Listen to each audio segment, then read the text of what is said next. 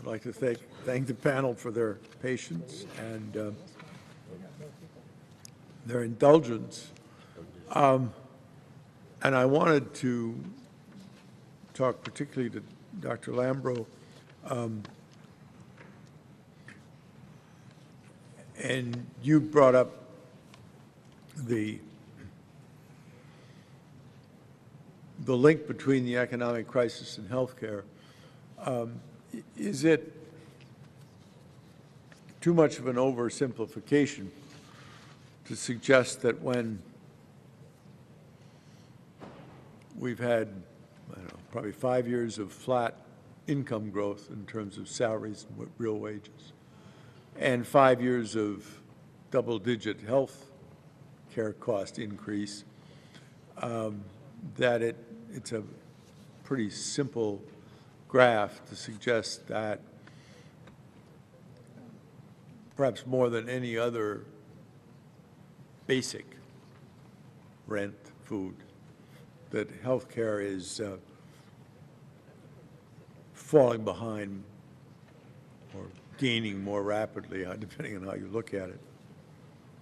And that the nature of a serious health problem is something that should only be postponed at often very serious risk. Get a heart attack, you just don't wait. You go to the emergency room, or if your kid is screaming from an earache, you can wait to buy a new car or a new pair of sneakers, or you can buy Hamburger Helper instead of filet. But when you're sick, and you go to get that pain relieved as you can, which I suspect also exacerbates the need to deal with providing health care in a downturn. Now, and I'm, just as Dr. Viard would say, it takes too long to get a construction project going. I'm not sure I agree with him, but it takes a whole lot longer to reform the medical delivery system in this country. So that the questions that I'm getting to are in the very short term. What do we do to deal with a increasing medical crisis, if you will? And I suspect that goes mostly to those who are unemployed or at the very lowest end of the income scale, where they're just above Medicaid, although the states are having problems with that. But one of the things that I'd suggested, and I think you perhaps brought up, is COBRA as a design. It has the benefit of not costing the taxpayers anything. So it can do away with the deficit increase. Unfortunately, it costs the beneficiaries a lot. It probably does not cost the employer anything. A couple of the things that I've thought about that we could do, and I don't know if we could do it quickly enough, is to force COBRA extension on the insurance companies when a company goes bankrupt. In other words, if a company fires somebody, or they're discharged, or they are disabled, COBRA kicks in. But if the company goes bankrupt, they lose the chance to pick up COBRA.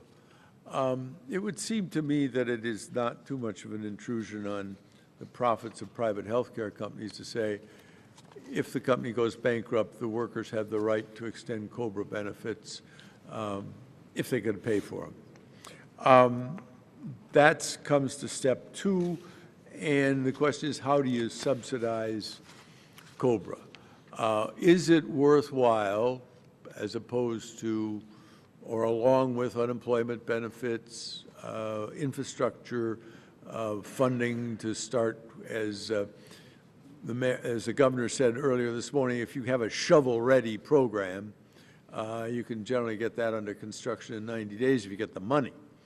But what would you suggest as a way to take a program like COBRA? How do we feed the funds into it to make it work for the broadest number of people who suddenly become unemployed? I thank you for that question, and I do thank you for your leadership on these issues for years, because without it, I think we'd be in worse shape. I do want to begin by saying that we do need to stabilize the system. We are going to experience a spike in the uninsured. I think there's no doubt about that. But we also should not forget that we have to fix it, because the stabilization itself will not do enough. I'll go back to the fact that part of the economic crisis today is due to unrelenting health care cost increases that are not just affecting our foreclosures, not just affecting credit card debt, but eroding savings, hurting our seniors who can no longer keep their Social Security benefits in real growth because the health care costs are eroding that. So we have to both fix the problem as well as stabilize it. When it comes to stabilizing it, there certainly have been ideas on the table to make COBRA more affordable, because if we think about it, you basically pay 102% of whatever the premiums are that you paid previously. Cost, not premiums. Exactly. Yeah, And that's exactly. So for the average family premium in 2000 is about $12,600. So that is a significant, probably unaffordable amount for most unemployed families.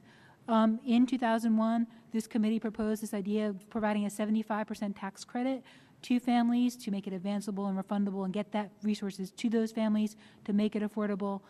For those families who don't have access to COBRA, the solution's harder, because a lot of times when you lose access, or you don't have access to COBRA, is because your firm's gone bankrupt, or you're in a small firm, and your ability to find alternative solutions probably needs to be addressed in the long-run health plan. Lots of the health plans have new pools where people can access either a public program or private health insurance to get that coverage. But I will say, going back to the low-income population, back in 2001, you all had this proposal as well. We can instantly create a Medicaid option for temporary coverage for the temporarily unemployed. A year-long option provides states with the same enhanced matching rate that we do in SCHIP, and immediately, quickly get the lowest income and most vulnerable people that Bob Greenstein spoke about before into a system that exists, no infrastructure needed to create, it's ready to go, it could be done just like that. What do we do with the states that are whose Medicaid system is going broke? And that's what I was just going to say, is this is why that fiscal relief is so critical. You heard a little bit this morning about it, but Bob, you can talk about your new study that shows about $100 billion in state budget deficits projected in the next year. Couple that with states separately projecting that enrollment in Medicaid will go up by 3.6%. That's almost triple our population growth. We've got to have this three-pronged approach. Help those people losing employer-based coverage, keep it through COBRA, create a new option in Medicaid, and reauthorizing the SCHIP program, which P.S. is very important for that middle-income set of families who have children who are going to lose their coverage as well. But then the third thing is ensure that we give states those resources to stabilize their programs so they don't turn around and start causing more uninsured by scaling back their programs. Thank you. Thank you.